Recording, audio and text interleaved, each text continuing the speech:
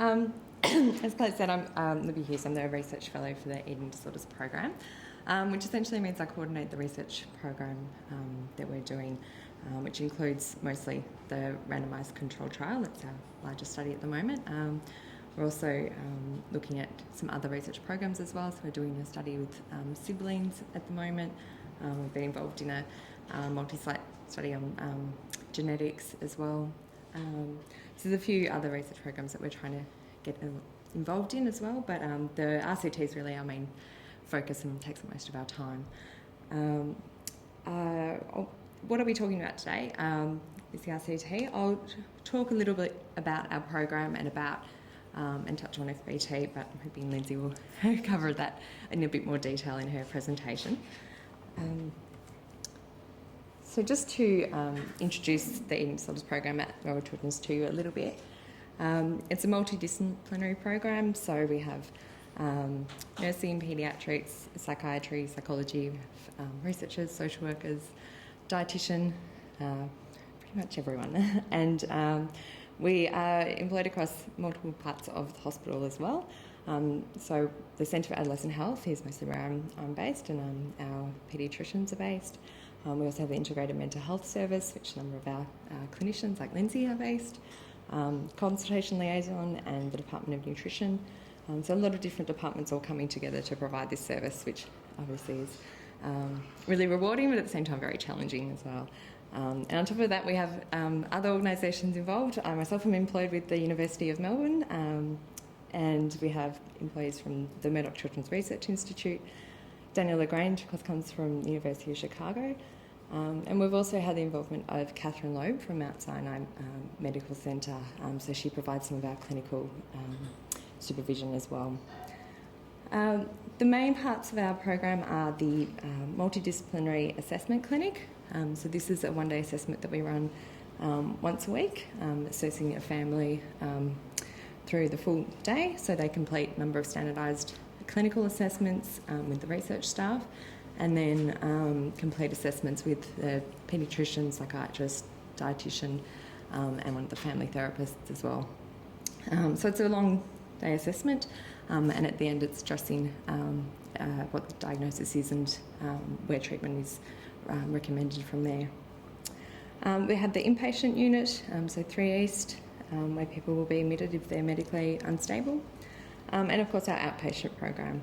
Now this is mostly a family-based treatment model that we work with for our outpatient treatment. As I'm hoping most of you are reasonably familiar with family-based treatment, so I'm not going to go into too much detail about what it is, and Lindsay can just talk a little bit more about it. But it's a manualised outpatient treatment program. It's primarily delivered by one of our mental health clinicians working with the family and supported by the multidisciplinary team. So they'll be working with a paediatrician as well, and our psychiatrist, Andrew Court, and using our dietitian as secondary consultation as well.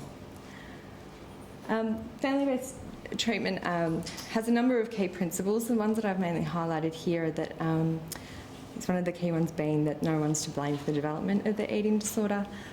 It's not a family-based treatment because we think there's some cause in the family that's led to the development of the disorder, and we're trying to fix it in some way.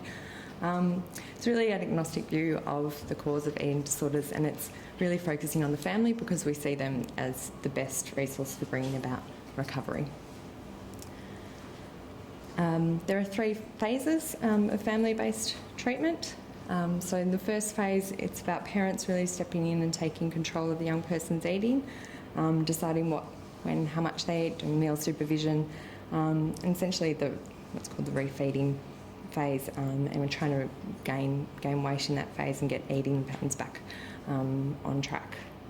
The second phase is entered once those things are starting to look better, and it's a gradual process of handing back control to the young person so they can once again be in control of their eating. The final phase is addressing any adolescent issues and treatment completion, so trying to get the adolescent back on track as where they should be in their adolescent development. As many of you might be aware, the family-based treatment has one of the strongest evidence base that we have for effective treatment of adolescents with anorexia nervosa. Currently there's been 6 randomised controlled trials published on family-based treatment, and some of them are different forms, some comparing different forms of family-based treatment, others comparing family-based treatment to things like adolescent-focused treatment. The ones I'll focus on today are the Lagrange study from 92 and Ivan Eisler's study from 2000. These are the 2 studies that have really helped us to develop the model that we've been testing with our own randomised control trial. They're 2 studies that have looked at separated models of family-based treatment. So I'm just going to go through each of those studies and what they involved and what their findings were. So the first study was Daniel Lagrange's study at Maudsley, many years ago now. And that one compared conjoint family therapy to family counselling. Now those labels became a little bit confusing because people obviously thought that there was a different kind of treatment being provided in each of those 2 arms, but they were essentially both family-based treatments. They had the same goals of family-based treatment and were very symptom-focused. The main difference was that in the conjoint treatment, the whole family was seen together by the therapist, so the parents, the young person, their siblings, whereas in the family counselling or separated family-based treatment, the therapist saw the parents alone and the adolescent alone in separate sessions. This study involved just 18 participants, so quite small, and obviously why it was called a pilot study. They were 12 to 17 years old. They were treated for 6 months with about, on average, 9 sessions each. So these are the results. As you can see in both treatments, there was quite a significant improvement in their weight. So this is percent ideal body weight. The treatments, you can see the separated family-based treatment in the blue line there, that showed that about 20% improvement in their body weight, whereas the conjoint family treatment is about 13%. So there was sort of a slight indication that maybe the separated version actually did have some more improvement, although that difference wasn't significant, and with 18 participants it's probably not going to find too much in the way of significance there. So this study went on to be developed further by Ivan Eisler and still at the Maudsley Hospital. And we had, again, 2 treatments, the conjoint family therapy and the separated family therapy. And again, very similar to what I just described, so the conjoint family therapy being FBT provided to the whole family together by the therapist, and the separated being the therapist seeing the parents for a time and then seeing the young person in a separate session. This study involved 40 participants, 11 to 17-year-old. They were treated for up to 12 months and received around 16 sessions in each one. Just get you to focus on that first couple of bars first of all. So this is looking at the percent of patients who had good or intermediate outcome based on the Morgan-Russell criteria. What that showed is it looks like the separated family-based treatment again had a higher percentage of patients having that good or intermediate outcome compared to people who were in the conjoint family-based treatment. But as you can see, the significant level didn't quite get there, so we had a 0.06. Once the 2 groups were looked further at in terms of their level of expressed emotion or level of criticism in the family, particularly from parents, then a bit more of a striking difference came out. So you can see in the low EE or low expressed emotion group, even though the direction of the result seems to still be in the way of the separated family model, it wasn't anywhere near significant. But looking at the high expressed emotion or high criticism group, the separated family model seems to be clearly much higher and is at a 0.05, which you would consider significant. Of course, we're still talking about small numbers, and especially once you're dividing down into the high and low expressed emotion groups, still talking about small numbers there. What was interesting also about this study is they looked at some other different outcomes and noted a few of the differences between what each of the treatments seems to, which symptom types the two treatments seem to work best for. So they suggested that for the separated family-based treatment, it favoured improvements in eating disorder symptoms in particular, so things like weight, nutritional status, menstrual functioning, binging, vomiting and eating attitudes. Whereas conversely, the conjoint treatment seemed to favour individual psychosocial functioning, so depression, obsessionality and self-esteem. So it was a little bit surprising for them as well, I think, because they thought with the adolescent having to have individual sessions essentially with the therapist, that some of those more individual psychosocial measures might actually improve, but instead they improved more in the conjoint sessions. They theorised that perhaps it was being there in the, with the family together that they were able to just open up the discussion towards more of those family issues that might be happening, whereas in the separated sessions the parents were continuing to focus on symptoms rather than any larger issues. Just to note, the favoured being in quotation marks there, the study did vary a lot in terms of how much these things actually hit significance. These conclusions were really based on the direction of the results that they noted rather than the significance levels. So again, we're looking at some problems probably with power there. At 5-year follow-up from this study, both groups of patients continued to improve slightly. But the interesting part again came out with the high criticism and low criticism groups. So once we add these in, you get quite a different picture. So with the low criticism group, by the end of 5 years follow-up, they looked essentially the same. But with the high criticism group, so these are, once again, percent ideal body weight, the group that was in the separated family-based treatment continued to improve, and they were about 100% ideal body weight at that 5-year follow-up, whereas the high criticism group that were in conjoint family therapy seemed to sort of stagnate and didn't improve any further. So we get to our study. So we've taken sort of what we've learned from those studies and really even pared it back quite a bit further to focus much more on those parent sessions and seeing if focusing on the parent and that part of the ingredients of what makes family-based treatment can further improve, and whether we really do need to have the adolescent, the young person, deeply involved in those treatment sessions.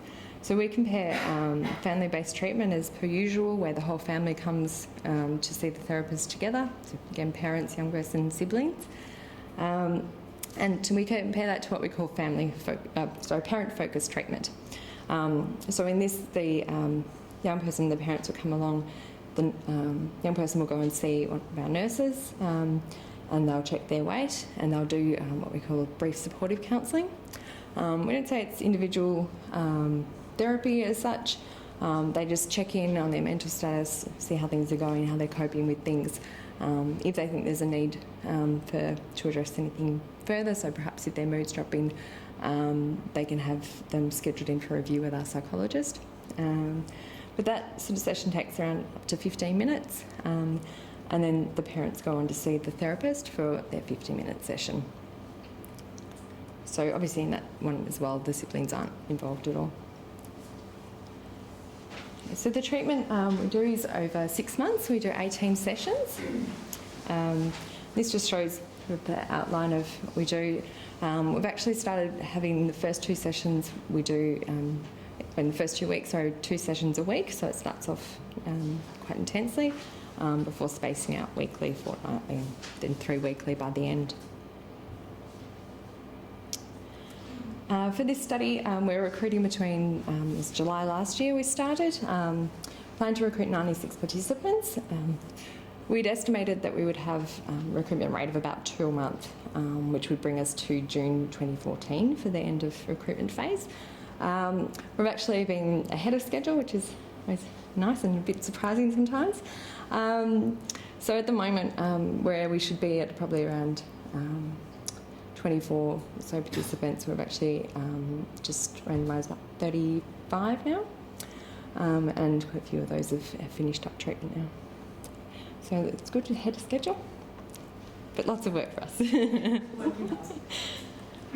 I'll just go briefly through the inclusion-exclusion criteria.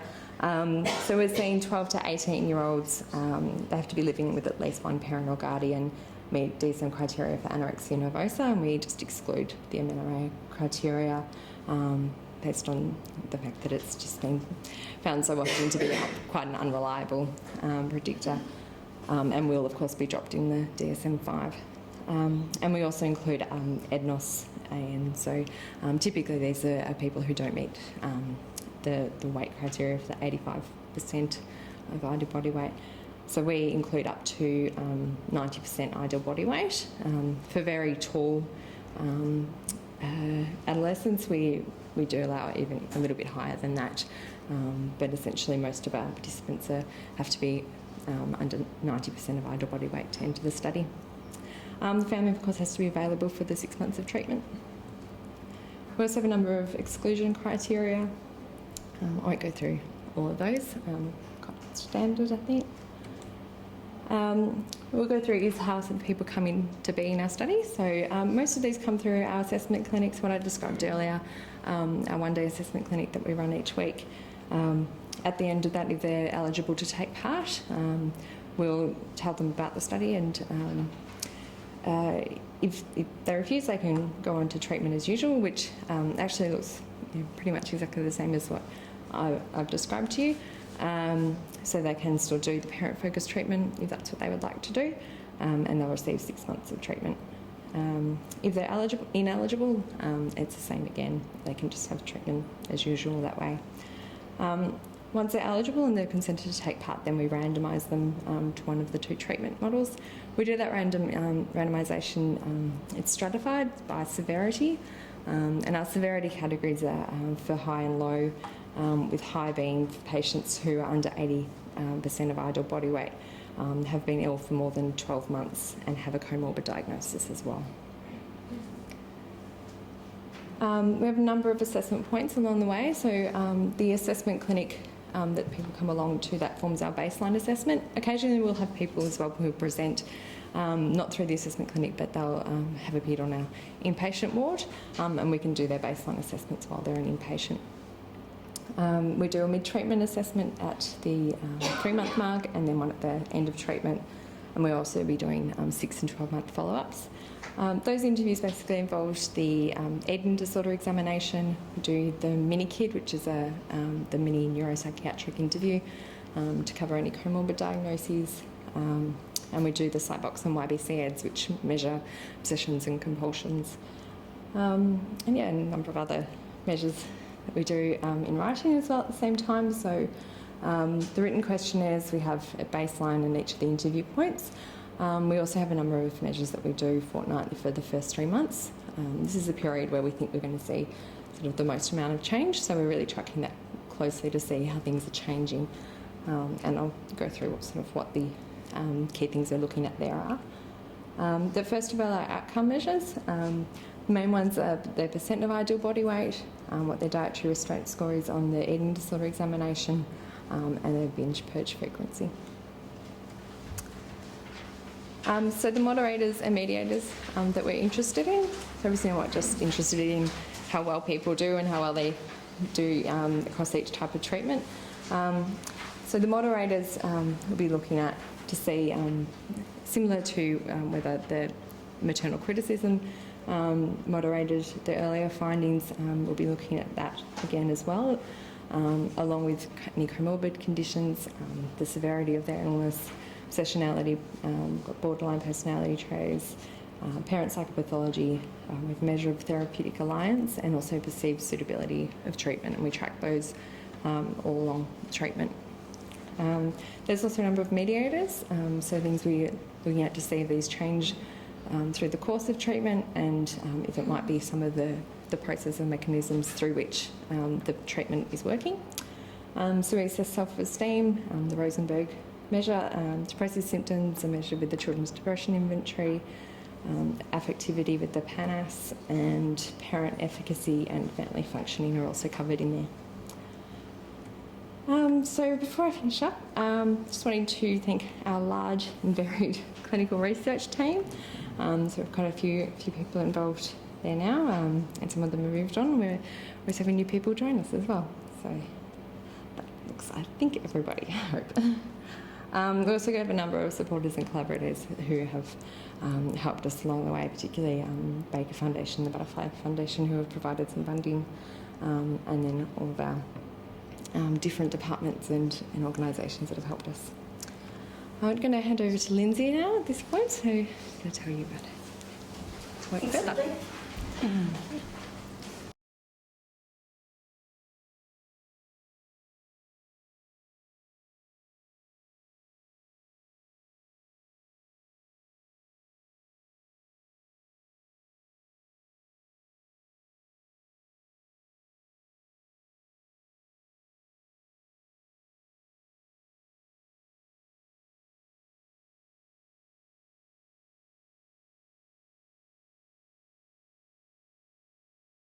Thanks, Libby. So what I'll be presenting on is some of the clinical work that we're doing at the ICH.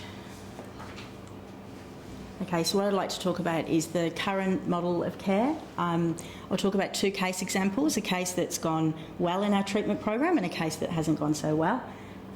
Talk about what we've learned as a clinical team, some of the factors that we think are important for successful treatment outcomes, and also where we're headed as a clinical service in terms of future directions. I hope if I got the right way. So that's our current model of care. The things to point out are that all eating disorder referrals are triaged at the Centre for Adolescent Health by one of our clinical nurse consultants. So that's Stephanie Campbell and Renee Wall. Then cases of suspected anorexia are booked into our integrated assessment clinic. That's the multidisciplinary all-day clinic that Libby's spoken about. Then from there, patients can either, if they're medically unstable, they go up to our inpatient ward on 3 East, and if they're medically stable, then they go into our outpatient treatment. So it's an FBT-oriented service, so by that there's an integration of inpatient and outpatient care. So we're all trying to give the consistent message to families about family-based treatment. All families are eventually discharged into family-based treatment with the support of regular paediatrician appointments for medical follow-up.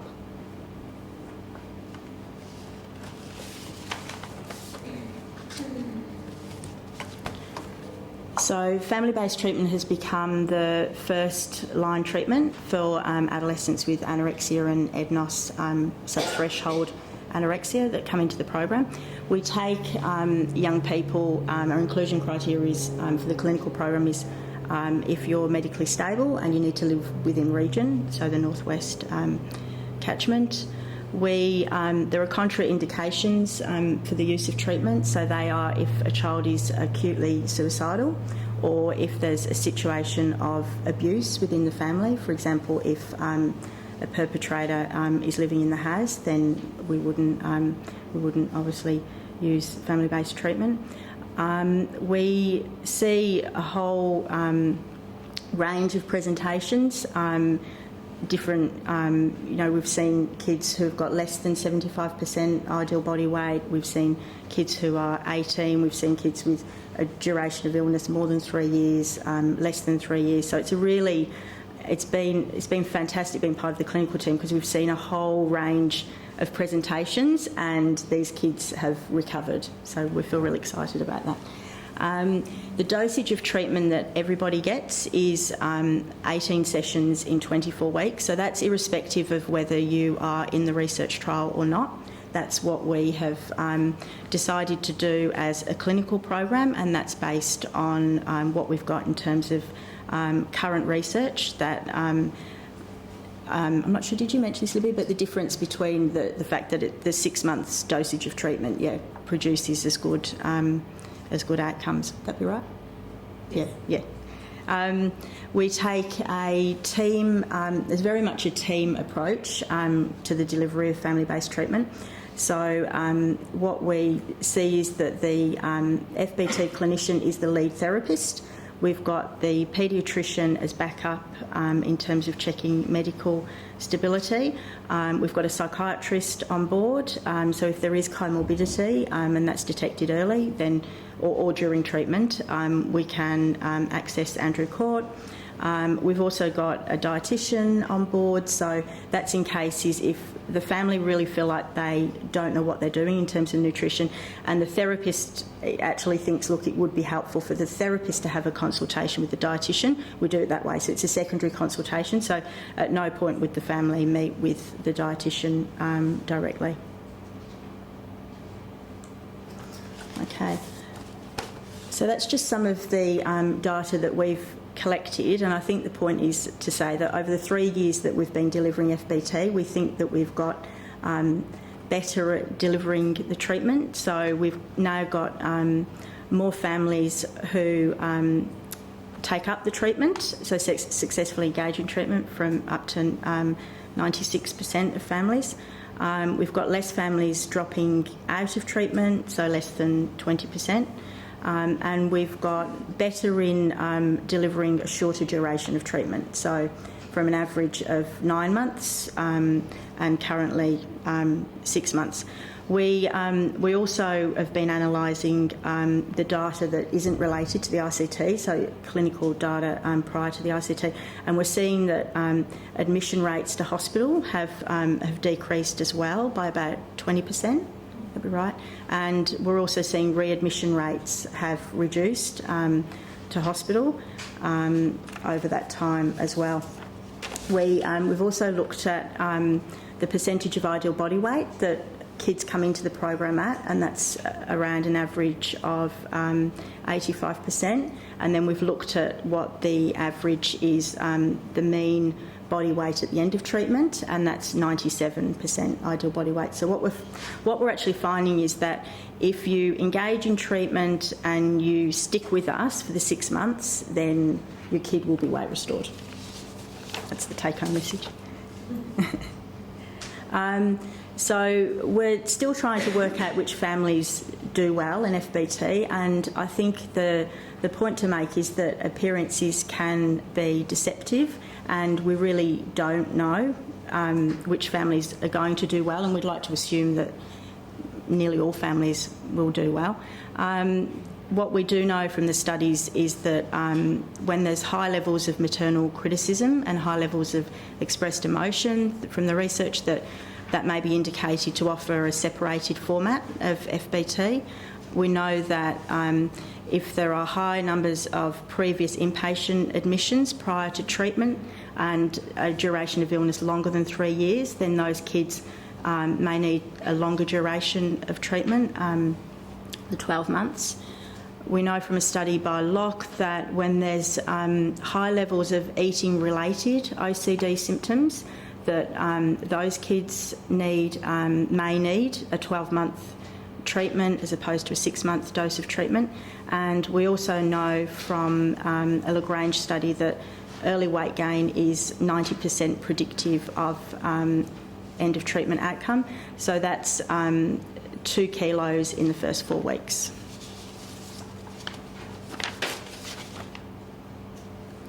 Okay, so on to the first case study.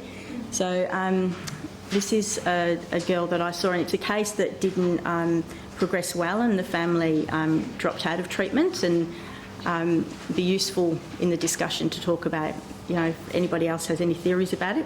But this was a 16-year-old girl who came to us in the assessment clinic, and she had a 2-year history of OCD that hadn't been treated. She'd refused to engage with any mental health service, and also I'd refused antidepressant medication. She had a 1-year history of anorexia. It was severe food restriction. There was also high levels of purging. She was very exact about the amount of exercise she needed to do at certain intervals during the day and during the night. there were high levels of vomiting and particular rituals around regurgitation of food and spitting. And this had actually led to the school saying that they were unable to manage her illness at school. So she'd missed 6 months of school by the time that she got to the assessment clinic. She was feeling really low and very socially isolated. She hadn't seen friends since she'd stopped attending school. The medical exam showed that she was 84% of ideal body weight, so she'd lost about 10 kilograms over the past year. So in terms of the family setup, she lived in an intact family with mum and dad. Mum had been the primary breadwinner for the past 20 years, so mum had a corporate job and really enjoyed working full time. Dad had been at home caring for the children for the last 20 odd years. He suffered from quite severe anxiety and depressive episodes. And what he described, although it hadn't been treated, was perhaps a presentation, and we don't have any data to support it, but perhaps a presentation of obsessive-compulsive personality disorder. That was the kind of flavour that I got. So he was very obsessive himself about rituals at home. Simone also lived with her sister, who was a year older, and that age gap had led to some severe competition between the two of them. Her sister was also doing VCE at the time when we started treatment. So they impressed as really caring parents who really wanted their best for their daughter, but they also came understandably quite conflict avoidant because they didn't want to engage in any treatment that was going to upset the sister's VCE. So the challenges. I think first up, the first challenge was the comorbid OCD, and I don't think I fully appreciated how much that was going to trip us up in therapy.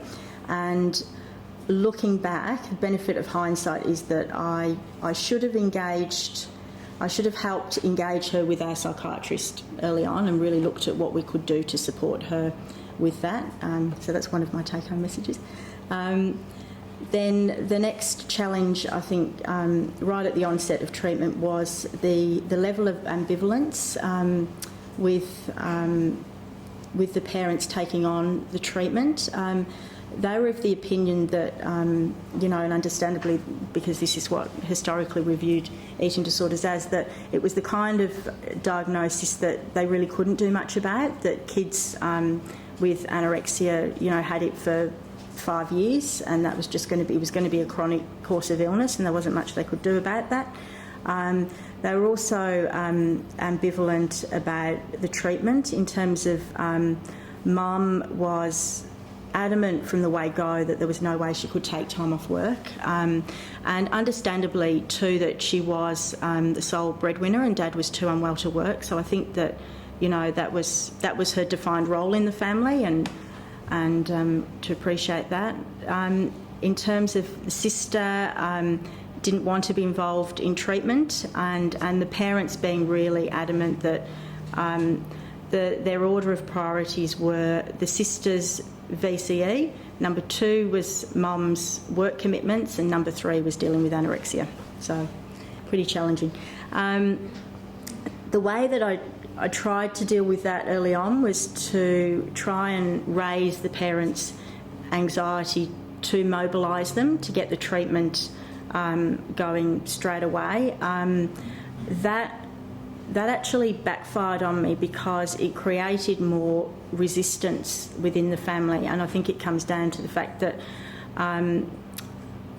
mum just digging her heels in more about the fact that didn't I know that she needed to be at work and just couldn't take any leave.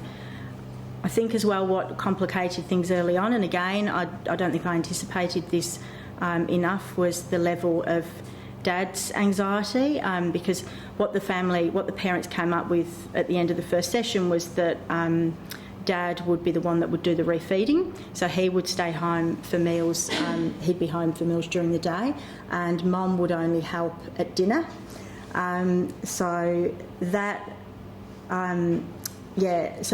was challenging, because I can see now that it was going to be near impossible for Dad on his own to stand up to the strength of this illness, and things had just become so stuck at home that with just Dad staying home, it wasn't generating the structural changes within the family that needed to happen to invigorate the parents to get the job done. What happened during the day early on was that the parents would work together and say, yep, this is the way, Dad should manage it during the day. But then as soon as Simone would get really anxious and refuse food, Dad would get really anxious as well.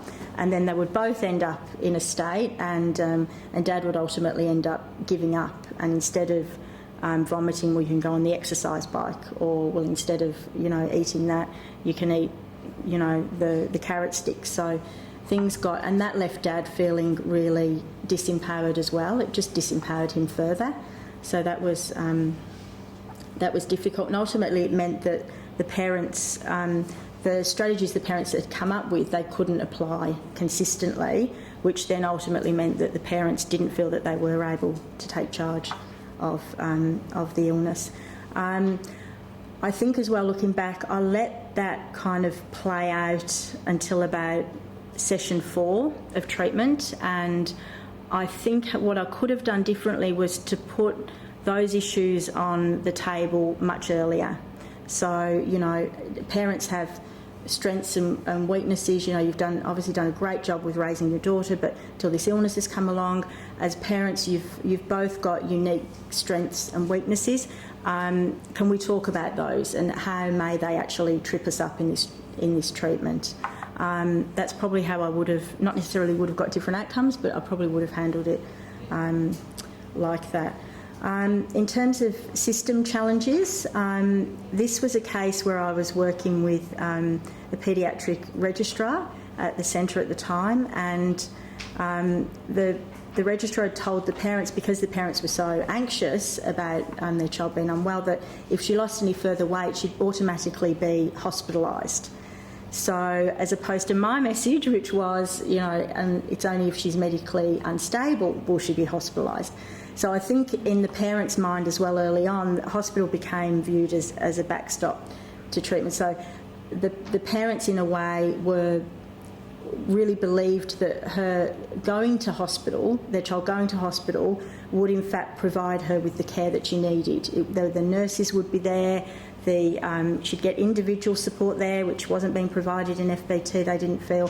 And ultimately they would get some respite and more intensive help as well. So unfortunately by session 6, she did lose weight, she was hospitalised, the parents were incredibly disempowered, and they dropped out of treatment. So the family went off to seek treatment in other ways, and unfortunately this young girl is still unwell and really struggling. So that's a case that didn't go so well. So moving to a case that did go well, and the reason I chose this case to present is because I think it had plenty of obstacles, and some of the obstacles that we see that are challenging in our clinical work, but there was a good outcome. So Sally was a 17-and-a-half-year-old girl with a 12-month history of EDNOS, subthreshold AN. She presented to the assessment clinic. She was 52 kilos and she'd lost 7 kilos over the course of the past 12 months. In terms of symptomatology, she was restricting food. The parents didn't believe that she was hiding food or there were any other eating disorder related behaviours, but they obviously were there and they were going on in secret. In terms of, this was an intact family, it was a great family to work with. Parents were very feisty. There were high levels of they would describe high levels of marital conflict, high levels of family conflict. Mum and Dad, I'm saying that Mum and Dad ran a business together. Dad was struggling with a current eating disorder, so he was struggling with bulimia and had been for many years, and it had been untreated. He was also struggling with depression and was on medication for that.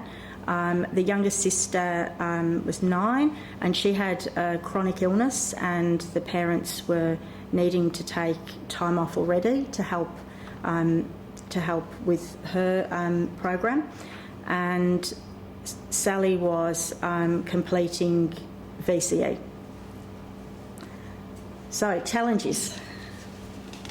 And again, just to add that they were my initial impression when I first met them was that these are really caring parents, but they're not going to want to do FBT. So the first challenge was the diagnosis. The parents were quite clear that what we were dealing here was EDNOS and not anorexia. So it's not the same thing as anorexia, and no, it's not that other illness where kids are really sick and can die. They also were really opposed to taking charge of the illness because their daughter was 17 and a half. She had a boyfriend. She did all these things outside the home, spent lots of time, at friends' places, and how could they insist that she stays home to have her meals? They also had an overseas trip planned for in 2 months' time from the start of treatment, and they were adamant that that was going to go ahead, that this is a trip that they'd planned for, the past 12 months.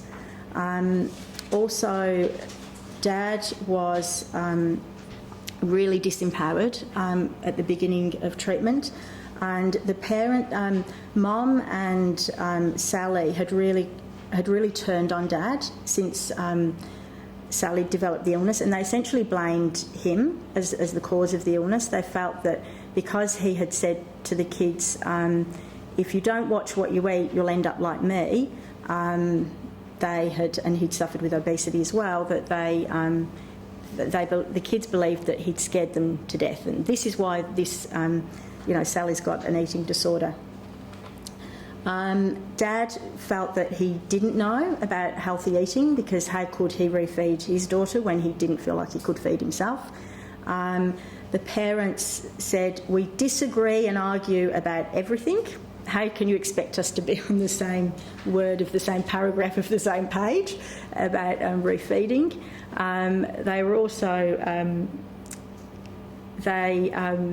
they also were adamant that their daughter wouldn't be their daughter that would be hiding food or exercising without them knowing about it. So they found it really difficult to get their head around that. And then as they did get their head around it, then the hidden secrecy of the illness then changed to them being incredibly distressed about the level of psychological distress that this treatment was causing their daughter. So at meal times she would scream and wail, and at one stage, was in her pyjamas and was running down the street calling out to the neighbours that her parents were trying to hurt her, and they found that quite challenging. So the great thing is that these parents got onto it. So unlike the other case, in this case, very early on, I think it was in session 1, was actually putting out there on the table, how is Dad's eating disorder going to impact on, the treatment? That this is there, but utilising that as a way in saying, well, Dad isn't to cause, Dad isn't the problem. He didn't cause the illness. We don't know what caused the illness, but it's certainly not Dad. And he looks like he's done a pretty damn good job of raising you up until now with your mum, and we believe that he does know, just because he's having trouble himself with his eating, doesn't mean that he can't work with your mum to bring about change and recovery for you. So we were able to, so very early on after session 1, able to kind of promote both parents to the executive role, but in saying that, the parents had different roles in the treatment. So mum would prepare the food, but dad would sit there with mum and talk about other things while the family were eating. So they worked out distinct roles that worked for them as a family at meal times. So that was one example of actually putting the issue on the table early on. In terms of the family conflict, again, it was saying to the family, look, you might not agree about anything, and that's fine, but can you actually put those... is it possible to put it on hold just for a few weeks while we get this treatment going? Like is it possible? And obviously that through raising the parents' anxiety as well about the prognosis of EDNOS. Well, I'm sorry, but you know, EDNOS subthreshold AN in the DSM-5, you know, your daughter will meet will meet criteria for anorexia, and this is what anorexia looks like. You know, this is the seriousness of it. This is the long-term prognosis, and I know you've got a trip planned overseas, and you know, this is a short-term treatment. The goal is to get her well enough to give you the best chance to get overseas in 2 months. But if we don't get this going, it's quite likely she won't be well enough to go on the trip. And, you know, VCE, well, you know, she'll be lucky to get to university at this rate if, you know, because the illness is going to cause... It's already caused this amount of trouble. It's going to cause a lot more if it's allowed to continue. So good on the parents. They took charge of the illness. Sally didn't like it at all, but she tolerated it, and they actually got her weight restored in 6 weeks. And they implemented lots of really creative strategies, bearing in mind they actually ran their own business and they were renovating their house as well at the time of the illness. So they just, good on them, they just came up with fantastic strategies to get their daughter well, and they did get to go on their overseas trip, and they got back and she's well and she's doing really well. And her response to the treatment, because gee did she hate me at the beginning, it was actually that, I'm glad we did that got it out of the way, and she's got the illness out of the way and she's doing really well. So what do we think? So I consulted with the other FBT therapists about what we felt that we'd learnt ourselves about factors that had contributed to successful outcomes for us, and we've put them into categories. I'm just going to find my notes in case I miss anything. Okay, so what we felt was that the therapist needs to be very active in the treatment process. The therapist needs to be a consultant, but not overly control or direct the parents. Our role is to have really high levels, almost like pathological levels of optimism in a family's ability to get the job done. I personally think as well, I think if the therapist believes in the treatment, that goes a long way as well, because I think the families come and the parents come feeling so disempowered that they've got to believe somebody believes that they can get the job done. I think as an FBT therapist, having knowledge of eating disorders is important, because the parents will ask you, you know, lots of questions, and I think you need to show that you are knowledgeable in this area, because they need to believe that you know what you're doing and you can kind of, you know, help them limp along through this process.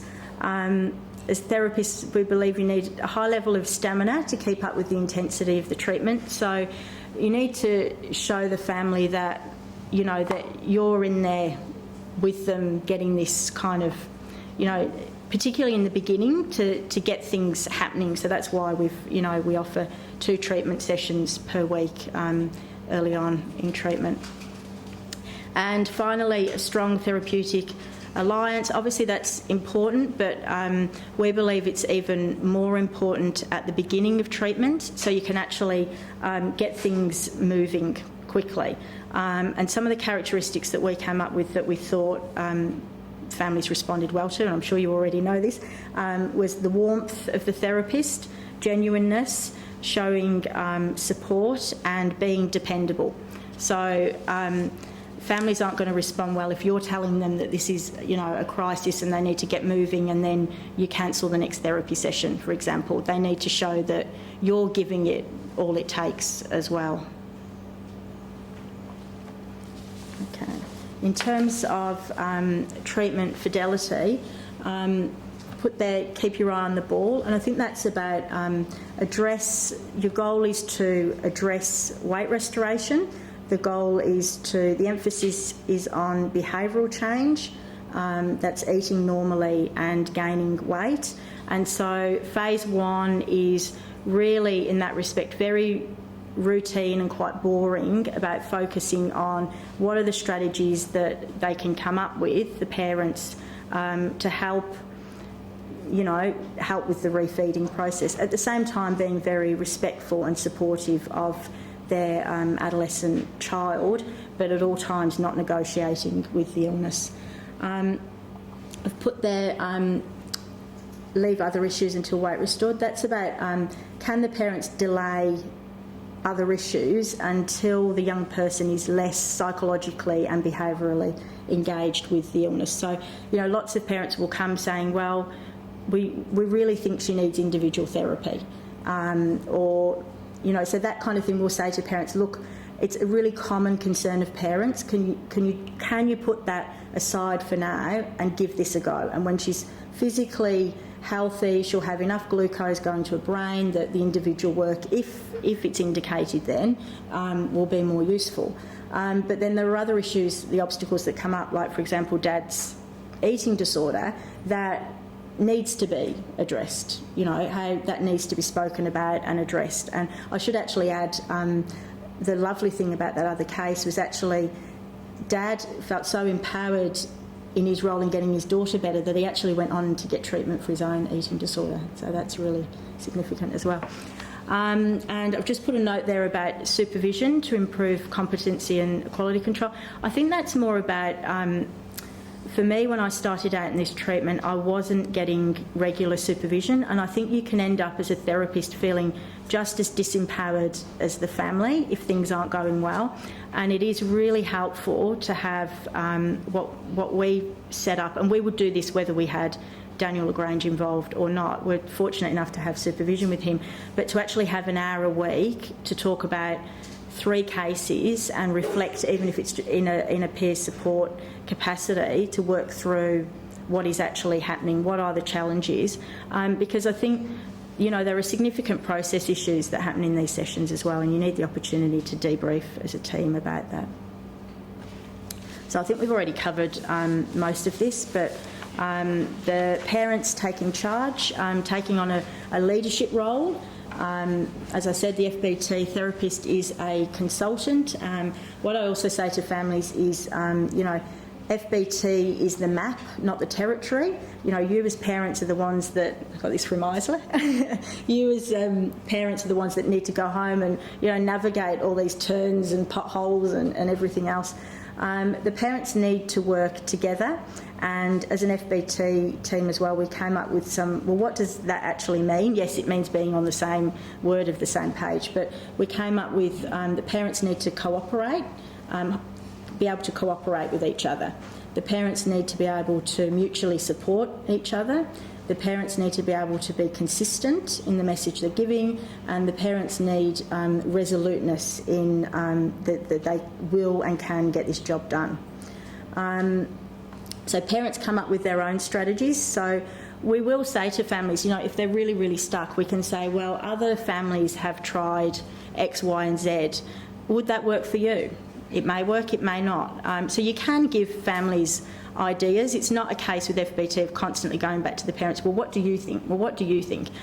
You can come up with strategies as long as they're strategies that other parents have tried.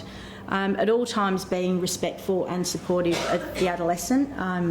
That's absolutely crucial, but obviously at the same time not negotiating with the illness.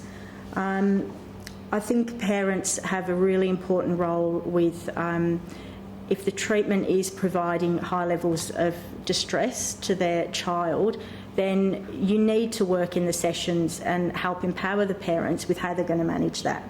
How are they going to support their child to actually cope with those with that? And again, if they don't have strategies, helping them with suggestions of what other families have tried. In terms of sibling support, I think that's particularly good. I've found for helping young people in the evenings when the eating disorder cognitions tend to be really bad. So after dinner, before bed.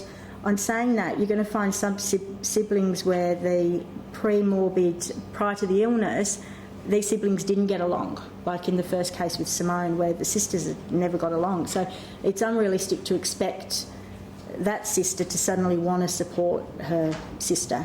It just didn't happen, and it didn't matter how much the parents said you need to do this for your sister. It just wasn't going to work. So if that's the case, it's finding other family members or supports for the adolescent if the siblings aren't available or if they're a only child. Okay, last slide. The system. So as an FBT therapist, you need to be really empowered yourself to take the lead role. So you are the lead therapist, and remembering that you're supported by the paediatrician. And sometimes I think it goes the other way around. And as a therapist, you've got to hammer that home. And there are going to be system difficulties in all of our services, but it's really, as the FBT therapist, you need to be able to carry the torch for the family and for the treatment. The team needs to be. I think it's very difficult when you inherit a team that doesn't share beliefs about the treatment. That is incredibly difficult.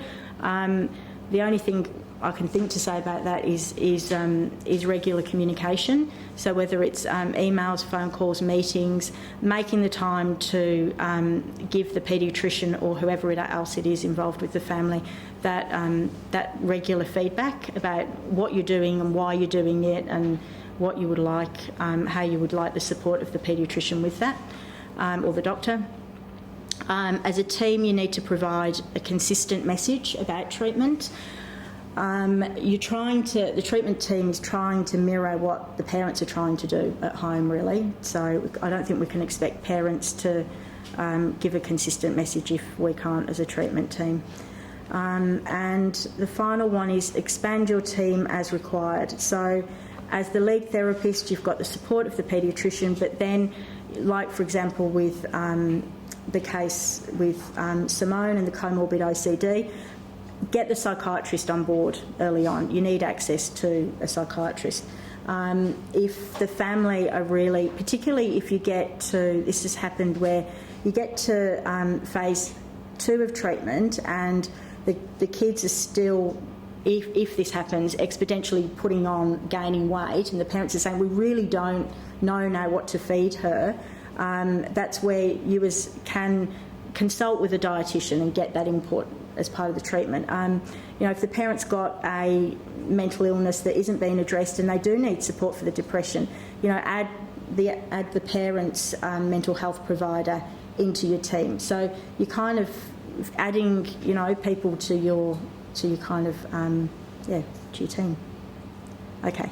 Future directions. So where are we headed as a service? So because of the success that we've had with FBT in terms of the reduced inpatient admissions, the satisfaction of families, it's working for us as a team.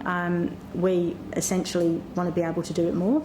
So I want to be able to offer more outpatient interventions.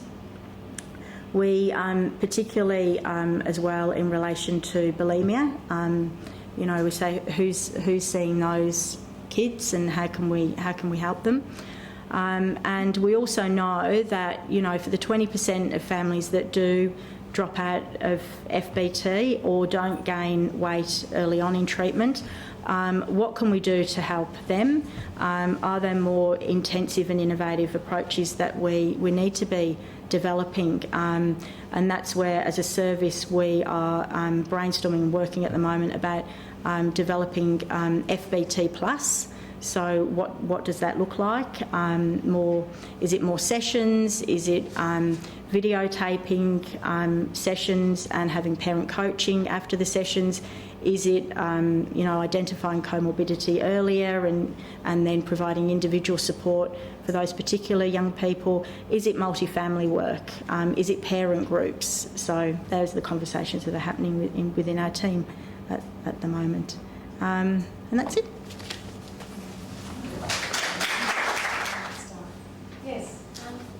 You know, in FBT, siblings, they have a role, like it's a supportive role. Yep. So in your experience, Mm-hmm. for those that don't want to be part of the FBT, Mm-hmm. they still get along well with Mm-hmm. the child with the eating disorder. Mm-hmm. Like, how does it have an impact on the treatment, or has it impacted on? So if the siblings get along well, we would assume that they would that the parents would want them to be part of treatment.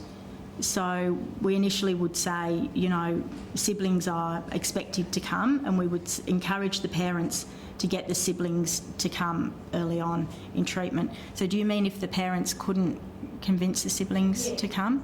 Yeah. Okay. Well, then in the same way that we would help the parents feel empowered that they could go home with strategies that would work. So we would say, look, as sisters, can they do something nice after dinner? Could you sit down together and play a board game? Or so get the parents to talk to the sibling about how they could support.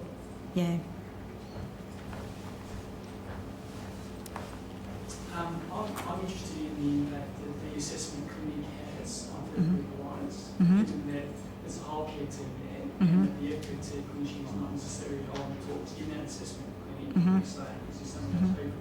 Mm-hmm. So, firstly, the impact it had on therapeutic alliance, and the impact it has on the family in terms of believing in FBT. Yeah, I think that's an important point. Do you mind answering that? Yeah, I think that us as a clinic having, when we do the feedback for the family after the assessment clinic, it is the paediatrician.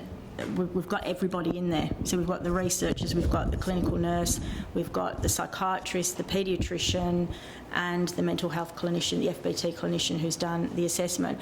And I do think it's quite a powerful message that we're giving families, that this is the treatment we offer. It's the only treatment we offer. This is the treatment with the evidence base for it.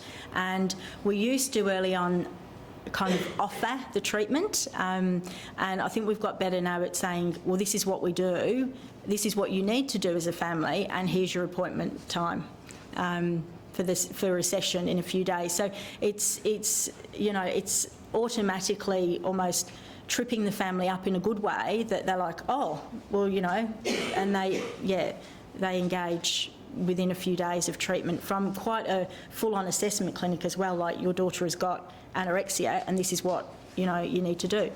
On saying that, in terms of therapeutic alliance, we have made a point, our protocol is that the FBT therapist that does the family assessment as part of the clinic never picks up that case for FBT. So you go in fresh. And I think this works a treat, because you go in for the FBT clinician picking up the case, just has this tiny kind of, lives in a family with 3 kids, and you go in not really knowing much. You know if there's anything important that you need to know, but not know much at all. So you start off fresh in that session. And I think that works much better, because it's impossible not to go into a session with preconceptions if you've done the assessment, because the challenge is that the cases that I think, for example, that case with Sally, with all those challenges, the FBT therapist that had done the assessment was like, oh, it's going to be a doozy. And then I walk in there and see the challenges, and it's like, no, these parents are, fantastic. They've got the resources. So I think it's impossible to not have some preconception. So is that a deliberate Yeah.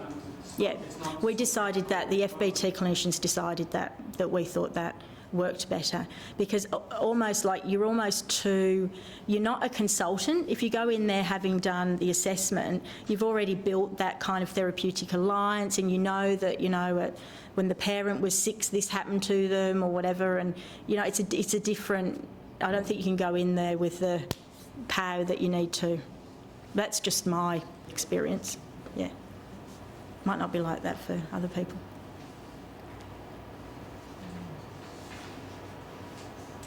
I'm really interested in the research questions that you feel might be the central ones that you'll be seeking to answer. You're going to have a lot of data, and clearly you're going to be, the thing about the conjoint and the separate is central to it. I'm just wondering.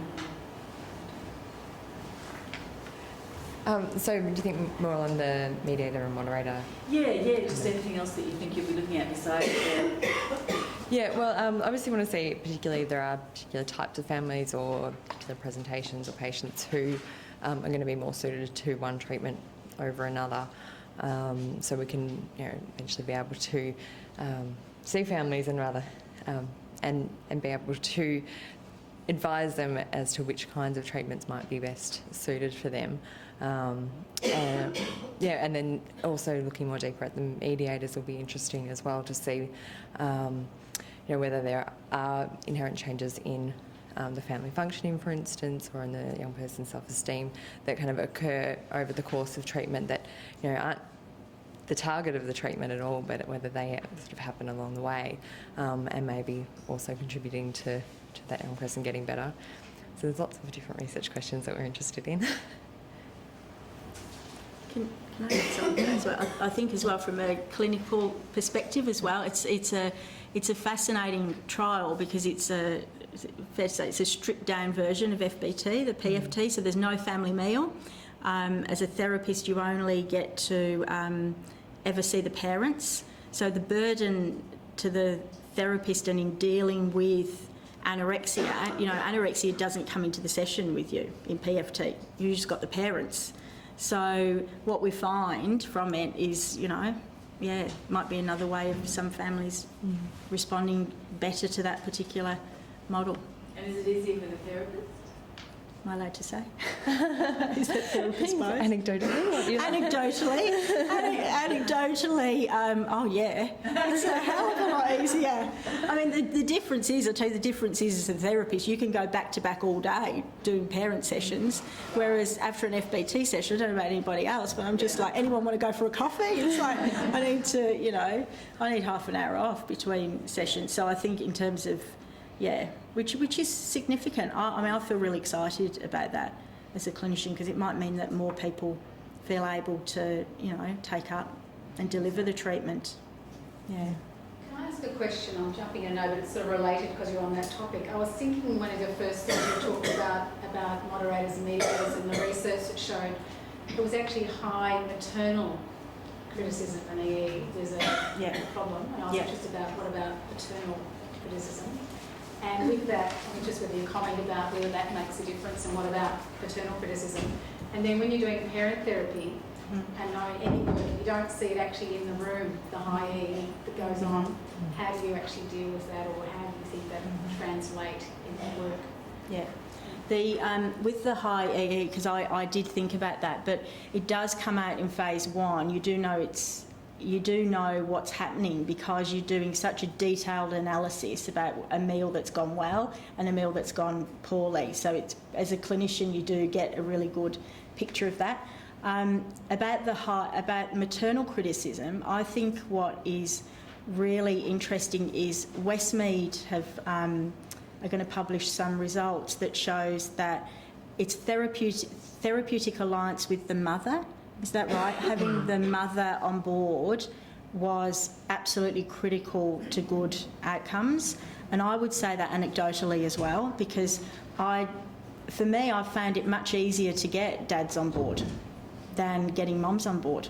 And I think if you've got a mother with high levels of ambivalence, then you've got to do something about that very quickly. Otherwise, I think for me, they're the cases that don't go as well. That's my anecdotal. Is that the same Did you with male patients? Yeah, absolutely. Yeah, well, my experience is and the classic example is with that case study with Simone was that I couldn't get Mum to take the time off work, and you know it was that level of fear, it was that level of ambivalence. It was And we're assessing both of the parents' level of criticism as well, so both mothers and fathers. We're using the 5-minute speech sample for that, which has been really interesting. We were talking about it the other day, the fact that this has come from originally what was a very long, structured interview with the families to rate expressed emotion and criticism, down to this 5-minute speech sample, which is very open, unstructured piece that parents just talk about. They're just instructed to talk about their child and their relationship with them for 5 minutes, and that's the extent of the instructions. And you can tell just from that 5 minutes if this is a highly critical family or not, and it's very reliable. And so even then, you know, that's not having the young person there in the room. That's just mum or dad talking for 5 minutes without any really direction. It's fascinating. Laura, I know I jump in ahead of Laura, so I'm just getting up and give her a chance. What led you to choose the parent-focused therapy as a comparison to your experience? I know you talked a little bit about the benefits as a therapist of providing that therapy. There was a whole process of looking at what we were going to offer as our other therapy, and it was those couple of other studies that have been done that did start to indicate that maybe a separated version can be a good way to do it for some people. We weighed up different kinds of models of looking at it, and it was decided amongst the team talking about, even just their experiences, that having that real parent focus and giving parents a lot of time on their own to talk about their struggles and to really focus on what is the core of the treatment, and it's about parents stepping in and taking control, would be the way to go. No, it's and also the potential for dissemination. If we can find that this is stripped down version works, then how much easier will it be for clinicians and families to get treatment? And I think that's what I have a question about comorbidity. For example, the OCD. Yep. In the first study, is specific treatment given to treating OCD once weight has been restored, or does that just in cases where the eating disorders get better? Yeah, look, it depends if it's secondary or primary. I think that it's a good question, because I think that what we know is that it's up to 40% of young people will present with eating related obsessive symptoms, and if they're secondary to the eating disorder, they should clear up as treatment progresses. But for the kids, like that case study for Simone, where she'd had the OCD prior to the development of the eating disorder, then that's the kind of case that needs to be managed early on. So we would link, with the benefit of hindsight, link her in with our psychiatrist on our team, who would, if medication was indicated, provide medication, but provide ongoing regular reviews to manage that comorbidity. Yeah, and we do that, for example, if somebody comes with a prior depression and they present as being, suicidal ideation during treatment, again, we'd book that in. Yeah. Kenzie, just on that, Yeah. I mean, a child might be medicated for it, but it might not actually put their OCD into remission. Oh yeah, absolutely. Alone. Yeah. So in that case, if it's the primary diagnosis, what would you do? Have what we'd say is therapy for that at the same time? No, what we'd say is, okay, book you in with a psychiatrist, but then what we'd say is, regardless, yes, your daughter does need treatment for this, perhaps individual therapy down the track, but until we can get her physical health sorted, no therapy is going to work. She just doesn't have enough glucose going to her brain to have meaningful therapy, which there is research to support that. So, so it would be as well, and that's why we say, look, what we're doing is a sprint, not a marathon. It's 18 sessions. Put everything on hold, get the 18 sessions out the way, and then if it was a pre-morbid diagnosis of OCD, we'd link them in with appropriate services that could help them with the OCD. Certainly we don't say, FBT isn't the panacea of eating disorder treatments or treatments in general. Like, there will be a percentage of kids that need ongoing treatment beyond FBT. We're not saying it's a cure-all. It's about getting your weight restored and physically healthy, and hoping that, a lot of the kids that we finish up with have still got very strong eating disorder cognitions. What we know from the research is, hopefully they'll clear up over a matter of months, and then at the 6-month follow-up they'll come and they'll be fine. But, if at that time they're still struggling with some of that stuff, then why wouldn't you indicate individual therapy? So we don't say you only get this, you get this so that you can get the other help that you need. Yeah, and I think that's where the dosage is really important, because what I think some families do is they limp along through phase 1, and as a therapist you kind of feel like you're not getting very far, and it's kind of open-ended, the treatment, and I think that's where we're doing ourselves a disservice. I think that we need to say 18 sessions. There is no reason why we can't get this under control, and that's really empowering for parents, because they say, oh, you know what, we're only going to get this and we're going to get it now, so let's do whatever it takes. Yeah, I'm saying that 80% of kids will probably get better in that time. There'll still be some that will need a longer duration of treatment, but why assume that everybody needs 12 months when they don't? Yeah. So I think sample size, you mentioned, I wasn't clear whether you weren't incorporating families of non-English speaking backgrounds in the treatment. Yep. And if that's the case, do you... In the trial, we need to have at least one parent who speaks and reads English to a 6th grade level to participate, but the other parent can be non-English speaking. But in terms of other clinical cases, we've had ones as well that neither parents have spoken English and have used interpreters. Quite a few cases where we use interpreters in the session. Yeah, we've done some.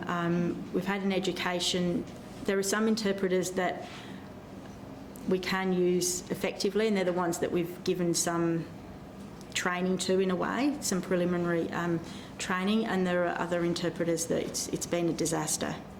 So because just the sessions have got quite out of control with an interpreter in there. On saying that though, we've had success with FBT with non-English speaking families. Yeah, so. Going back to, sorry, I'm just thinking this would relate to the question before, and you talked about the length of treatment and some needing more. It may be hard to say there's a defined way to do that, but is it the people need longer treatment? Is it those that haven't made the progress early? When you talk about 2 kilos, it's a really good question, Claire. At what point do you say this isn't working, and we need to do something different, or this isn't working as it is now, we need to give longer treatment? Yeah. You might I know it's a hard question, but you might have some thoughts about it at least, because I think everybody here is going to have client to think, well, is this working? Do we change, or do I need to be doing something different in my work? Yeah, look, it's a good question. Clinically, it's what we're grappling with at the moment. So there's going to be protocols and procedures that we put in place to manage families that we might think need longer. And I think it goes back as well to what Lindsay was saying about the optimism of the therapist as well, and if they can maintain that for as long as possible into the treatment, that even if despite maybe not making the gains that they would hope in the first phase, that they can still get there, they still believe in them. So that's not the rule for everybody. There are people who don't do great at the beginning but pick up and off they go. But then of course there are the ones that we get towards the end of the 6 months and it isn't quite at the point that we think that they need to be, and we need to evaluate and see if they need to be offered something more or something different.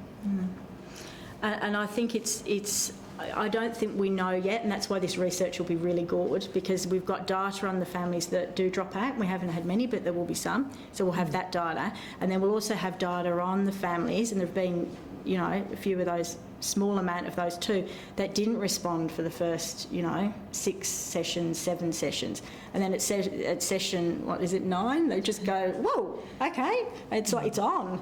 So, and then they're actually going on to recover. So I think you shouldn't give, it's a good point, because I don't think you should be giving up just because of session, you haven't got that weight gain. In fact, I'm always thinking, what is it that we need to do differently? Yeah. What is it that we need to... So thinking your factors about what are the issues about, Yeah. it's not all about ourselves Yeah. too, it's how Yeah. are we doing here, how are we connecting, what's Yeah. our therapeutic alliance like, Yeah. and how do we help people understand this Yeah. illness.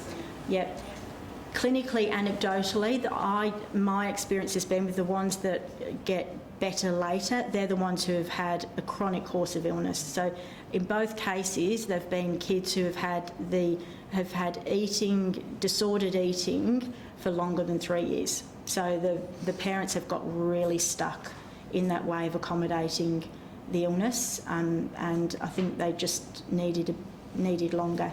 But then on saying that, who knows? We don't know. That's why it's good to have the research. Just a question on that. I'm sure readiness to change and the question of ambivalence is also an important one where families might take that extra 8-9 sessions to get to that point, whereas some families who are like session 1 year, so we're here to change. Yeah. Is that an evidence where people present at different kind of stages of recognition of the problem? I actually don't think it makes an ounce of difference. I think that your job is to unstuck them there and then, and I think you can do that with 80% of families. I think there is a way to do that very early on with 80%. It's a very small percentage of families that you can't get on track. Yeah. Can I ask about, a lot of us don't work in your Yep. settings, so we have our own areas Yep. where we work, and I always wonder how we can take what you do back to where Yep. we work, but also to work collaboratively with other services. Yep. What's your idea of the ones that don't work, engaging in other therapies as well as the family-based treatment? Yep. That might help with some of the barriers to your treatment, like the comorbid stuff or the social and the isolation of the young person. Yep. Like, what do they do with their time if they're not well enough for school or... Yep. I would say not engaging in any other treatments until phase 1 is done, because I've had no experience where that has actually been beneficial. I think it's empowering parents to support their young person in that respect. But on saying that, they clinically, not in our program but in other programs around the world, if the child is weight restored and phase 2 and is needing, and is ready for individual treatment, then those programs will. Like I was thinking of our program, which Yeah. is the group therapy program. Yeah. Which, what if that program worked alongside the goal of weight restoration, but in a different way? So it's a more intensive weight restoration. Yeah. Look, I think all of that's fine, but it's what message are the parents taking home? Are the parents taking home that it's their job to do, to get their daughter well, or are they taking it home that, well, the group program's doing that bit, so we'll just worry about this bit, or we don't need to take time off work because we've got the group program, or it's what message? I think all of that is fine if the weight's going up and the parents have taken charge of the illness. But unless that has happened, and looking at the relapse data as well, with the comparison study that... But could they both be going at the same time? I'm not saying I've had a lot of experience in this now, and I would honestly say you've got to mobilise the parents and you've got to get them doing the job early on, and then I think you can add whatever you want. But that early phase, I think that you've got to get it, yeah. Because I'll give you an example, that case study, the first one where it didn't go well, and the family did do that. They went off and did a day program. They went off and did intensive group work. They went off and did individual work. And they didn't, because we actually had not shifted what needed to shift, which was a structural change within the family where the parents took charge of the illness. And, yeah. I can't help but wonder if you had told that mother if her daughter had cancer, would Yeah. she have... The sad thing is I did tell the mother that. Good grief. Yeah. You And must have felt sorry for the daughter. I did, and that's why we also, at session 6, was part of my decision as well. Because I could not mobilise the mother and the ambivalence, and that's why I used that case, because it's one of the very few cases where I've ever had that happen. And and I did. I escalated everything and had a team support to do that as well. Lindsay, I was just interested in the comment on, it seemed one of the significant differences between the two cases was, was one, the system issue that you weren't quite together as a paediatric team, but also this kid kind of had school refusal in that the school refused to have her. So she didn't have too much else in her life, did she, to kind of... Exactly. And can I add to that actually what I did at session 6, which we wouldn't do now because we, we've changed as a service, is I actually added adolescent focused treatment. So I actually was working with her, and it was a disaster because she was throwing chairs and screaming and wailing, would run into oncoming traffic, and it just was, what she was screaming out for was really her parents to take charge together. That's what she was screaming out for. And on reflection, this girl wrote me a letter last year, and the letter, honestly, almost made me cry, that she actually wished that her parents had stayed in the treatment.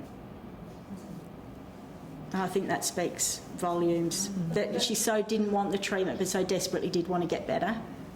I just wondered in that story too, following up on what Michelle's saying, if there had been a mechanism to stop the school doing what they did, like the school said the spitting presumably, it was terribly disturbing to everyone and all of that. And I was just thinking about EDV, the outreach work they do, or who is it among us? Oh, I got it back to school. We got it back to school. Oh, no, I had a meeting with the school and this particular school, and I took them on, and we got it back to school with Dad going and having snack and meal time. So we did that. That changed.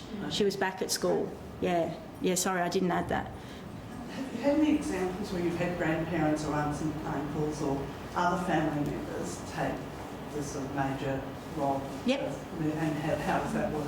Yeah, good. I mean, we say the parents, whoever is in the parent role are the carers of the child. So for grandparents, the primary carer involved, but grandparents also are really particularly useful with single parents. If a single parent, you get in the extended family.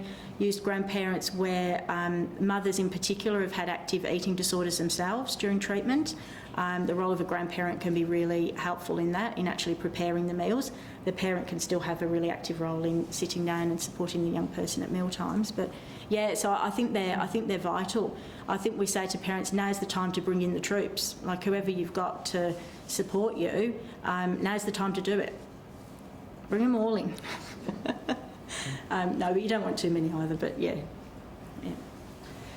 it seems like there's a hell of a lot that has to happen in session 1 and 2 because you want to get that early weight gain. You're fresh to the case. You want to make a relationship, particularly with the mother, that's really quite a profound relationship, so that you've got that working. At the same time, you're trying to mobilise the anxiety. You're like, I'm just sorting more. Just wondering, do you have any tips on particular, I suppose, on the therapeutic alliance with the mother, if you see that as being crucial? What's crucial in the first few sessions about how to establish that?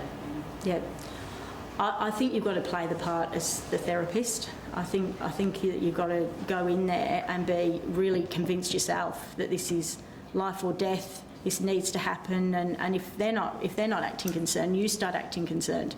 Really are really. I'm thinking about a case that I had recently where the parents didn't. They weren't buying it, and that cancer analogy. And although I'd been very much this was at session 3, and the parents just still didn't get it. And I actually said to them, and they were actually cancelling appointments on me.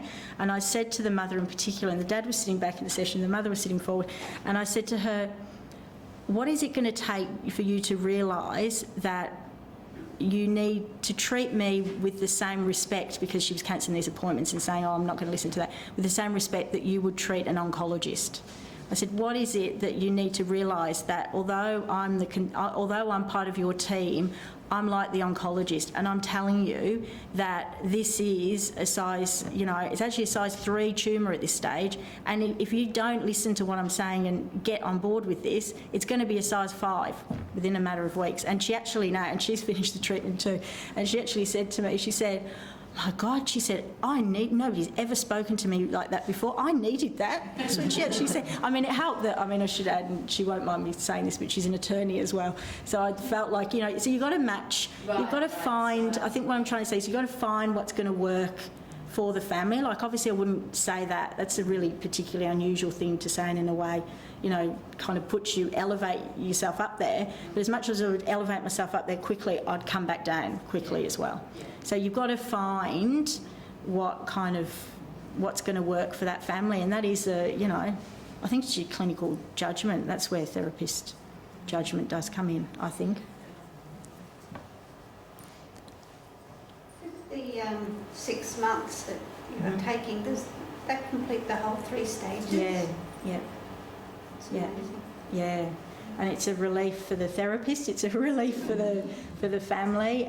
But on saying that, we've set up procedures, and so that there will be occasional family that comes along that does need more. Say an example, if there's severe comorbidity, really long length of illness, single parent, no other resources. That would be an example. At the same time, that example could also be finished in 6 months. But you don't know. Anxiety before developing the anorexia. Yep. You would keep something in place to help keep. No, we that? discharge them to somebody else to provide the individual work. Yeah, and I think that's important as well, because I think with FBT, you're empowering the parents and the adolescent to get back on with their adolescent development. So you can say, look, this part's done. Now that's a really appropriate part of adolescent development as well. So these were issues before. So what would you like to do about going and getting help for that? Oh, absolutely.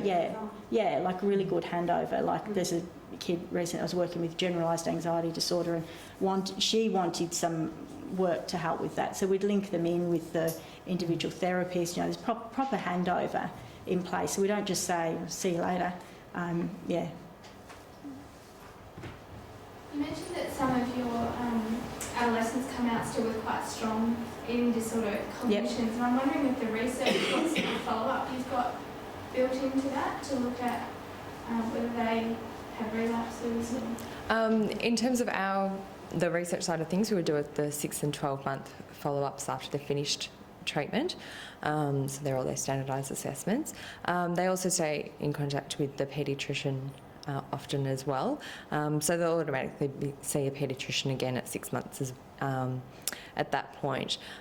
If at the end of treatment the paediatrician is wanting to see them in between that time, they can do that. So if there is still concern, so perhaps their periods haven't returned or things like that they want to keep an eye on, then they can see them in between that time. So that's another avenue for picking up relapse as well.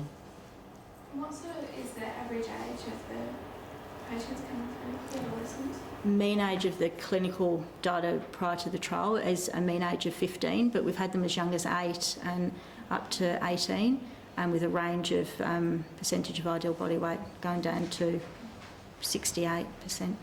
Yeah, I think up to 90 something. With the 12-month follow-up, you still might only see them until they're in their early or middle adolescence. Well, not if it's, sorry. Well, yeah, in the research, so we'll do a 12-month follow-up. We're hoping that we might get some more funding and be able to keep following them up. If they're, if they're still in touch with the service, they can always call back in if they need to be seen again, or if they're getting towards 18 or 19 and need to be transitioned to another service, then we have a process for doing that as well. Did you? Sorry, what was the question?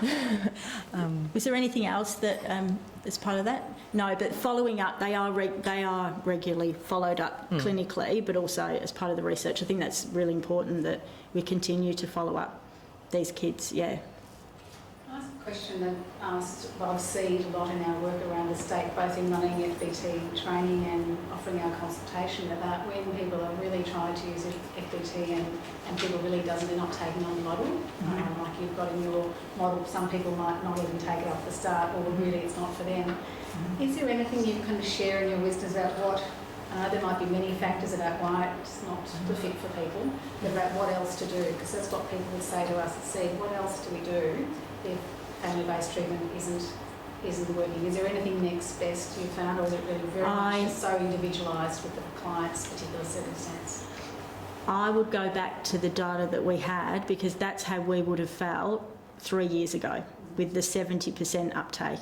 And now with the 96% uptake, I'd be saying, why would you be offering anything else when this is the first line evidence-based? It works for 80% of families.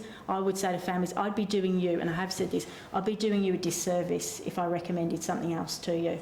So it's around absolutely doing that as the first line. Yeah. And then it's what the people that end up, that's what down to the 80%, the 20% left that aren't progressing in it, what else to do? Or if they drop out. Yeah. I think that's where we're at in creating potentially something more intensive. FBT plus. Yeah, FBT plus. Yeah. I mean, there's the data that looks at the adolescent focused treatment as an alternative, but what puts me off that is that if you look at the follow-up, the data's terrible, and data's not terrible, but for me as a clinician, I think that's terrible, those outcomes, because the parents have never actually got the strategies to manage the illness. So they might go off and have, 6 months course of wonderful individual therapy, but the kid still lives at home and the parents are still going to make changes to accommodate the illness. So until the parents can take charge of that, the kid's going to be sick. But I would say to the family, at what point are you going to be how bad would things have to get before you would do something about this? Yeah. And would you do this if you were sitting in an office with an oncologist? I'm not saying you would do that to all parents, but I think if all else fails, because it's not like you're trying to convince the parents of something that they don't want to do. I mean, I think in a way, these parents, they don't know. I mean, they come saying, we don't know what to do, but we don't want to upset our daughter and we're scared. And we say, it's okay, we're going to hold your hand the whole way through this, but we believe that you can do this.